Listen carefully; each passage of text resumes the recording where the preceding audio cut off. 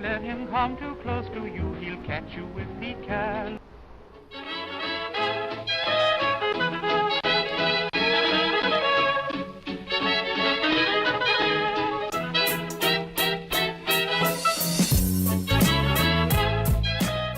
Hey everyone, this is Syntax, and today I'm going to be walking you guys through a step-by-step guide on how I built the Boogeyman from my newest map, the Boogeyman.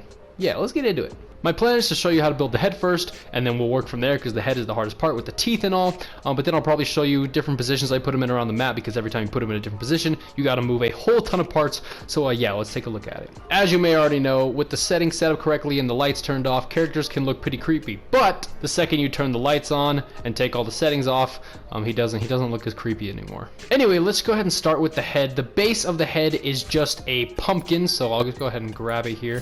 And as you can see, if I take it and pull it out, it is literally just a pumpkin with the stem in the back, and the pumpkin is kind of thinned out, and I grew it just to make it look like a head, if that makes any sense. All these parts are going to be under galleries with props selected, so just be sure to do that if you're going to attempt to build him. And the pumpkin can be found in the spooky prop gallery. You can see it's all the way over here on the right. So yeah, just grab this, turn this so that the little stem is facing the back, and as you can see, this is the default, so I definitely thinned it out quite a bit. The next part, as well as the hardest part, is actually the teeth. Now the teeth I actually got from the monster skull gallery.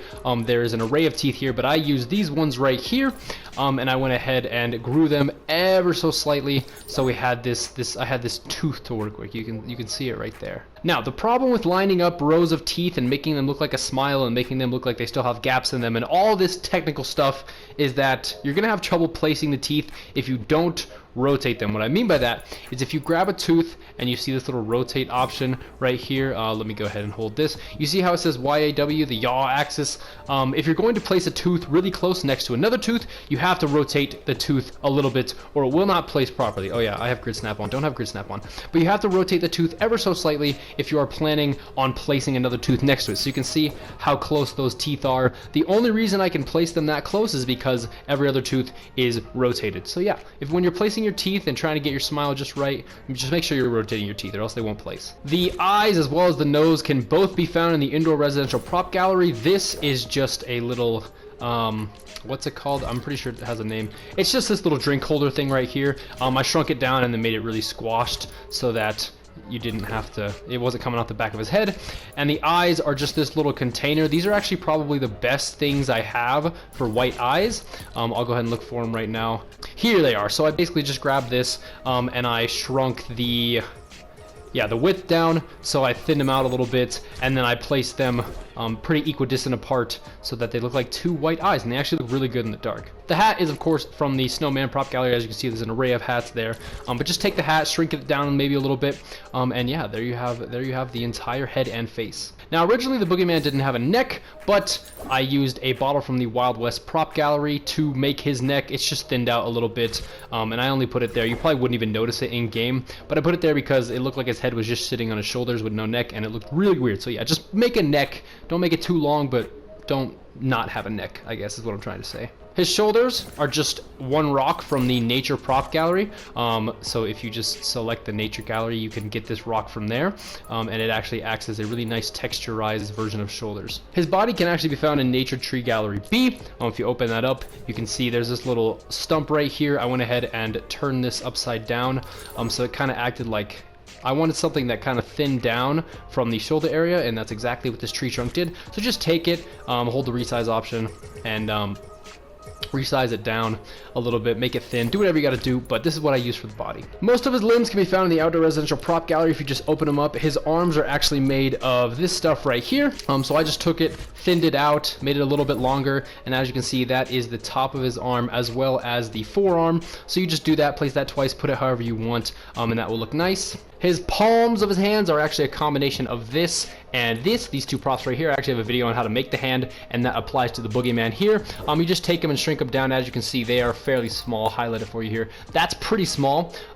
So yeah, if you're looking for hands, that is what they're made out of. The fingers, of course, Snowman Prop Gallery. I went ahead and used this one for the thumb and this one for the fingers. Of course, shrunk them down, stretched them out a little bit, so you can see that the thumb has that little white spot on it, a little unique white spot, and the fingers are just stretched out to make it look natural. Again, watch my how to make a hand video, and it will make perfect sense. In some spots, I took his head and shrunk it down even more so I could place an elbow, because this didn't look rounded enough for me. So yeah, it was used in an elbow as an elbow in some cases, but as you can see, it's not an elbow in all the cases. I'll show you different positions around the map, and you can see how sometimes it's an elbow and sometimes it's not. I actually have to move to a different positioned version of him for the rest of his body, because that spot over there was only the upper half, but we can focus on the lower half now. Oh yeah, and also these things right here from Snowman Prop Gallery, I placed on the top part of his arms to make it look like he had biceps. They weren't really noticeable in the map, so you don't have to do this, but I felt like it was just too skinny at the top, so yeah, I placed those to make it look like he had biceps. Now, the top of his legs are actually the same as his arms, can be found in the Outdoor Residential Prop Gallery,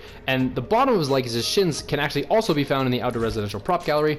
They're just a different piece of wood. I believe they are this piece of wood right here. So yeah, you take that, shrink it down, thin it out, and then you can grow it so that they're a little bit longer. I try to make him have about even arms and legs in terms of length, but yeah, that's how you make his legs. Probably the dumbest looking part is his feet. The main base of the foot is actually from the Snowman Prop Gallery.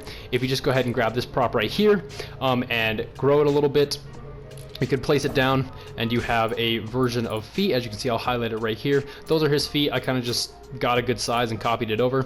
And his toes are the exact same as his fingers. They're just a little bit thinner and a little bit more spaced out because they're toes. The only time you really ever see his toes though is when he's up on the ceiling over here. So yeah, basically when you do all that, you have an entire boogeyman that you have in your map, and you can have him offer a bear. You can do whatever you want. Again, this pumpkin back here was used for a little bit of rounding next to his hip, because you can see the wood kind of pops out a little bit right there. But again, if you're feeling there's too jagged of edges, just use pumpkins. They are so great for rounding out. So yeah, the boogeyman, everyone. In case you were wondering how the map looked, this is it. You actually start in that house over there. You go like this, you go all the way up, go back down, go all the way over, go there, go here. Then this is the final animation, and then you end there. Yeah, so that's a lot. I guess you can understand why it's so much memory now. Anyway, if we look at some different poses around the map here, I believe this is actually my favorite pose in here. Yes, so you can see he's kind of in this crouched down position, looking down at the bear. He's got his hands wrapped around the bear like so, and he's kind of just looking down. He has his head facing down. Of course, in the next frame, he goes ahead and stands up, so he's kind of looking, he's got the same kind of pose with his hands and stuff. He's just standing up a little straight, and then of course, next frame, he's standing up a little straighter. This is actually, I'll just run you guys through the whole animation. You can see right here, I just repositioned him because now he's reaching up for his hat. And then my second favorite position, of course, is him holding his hat. So I actually had the fingers designed so that they would fit beautifully around his hat. There's no clipping there, it just looks like he's grabbing it. Of course, the next pose, if you remember the map, is him taking his hat off. And then, of course, I have him reaching back above Midas, and then he is waving goodbye, placing it on Midas, and then you go up to that area over there. Another one of my favorite shots was, of course, the trailer shot where he is hiding behind the wall over here. I kind of positioned his hands and fingers to wrap flat around the wall, and then his forearm goes a little bit up and connects to the rest of the arm that is not actually connected to the body, but you get it. And the same thing happens down here. It goes down and connects back up to the body. So yeah, if you just reposition him in a bunch of different spots, you know, you can only see one eye and like half of his smile, but you just reposition him in a bunch of different spots and he ends up looking really good. Here's the rounding again. I used an orange to round out his elbow, but it's the same pieces over and over again. So once you have your base model, the boogeyman, feel free to just move those pieces around the map and arrange them however you feel is best fit. Anyway guys, there you have it. That is a step-by-step guide on how I made the character model, the Boogeyman, in my newest map, the Boogeyman. I hope this video helped you out. I hope you guys can actually recreate the Boogeyman to make maps for yourself. And yeah, this has been Syntax. Later.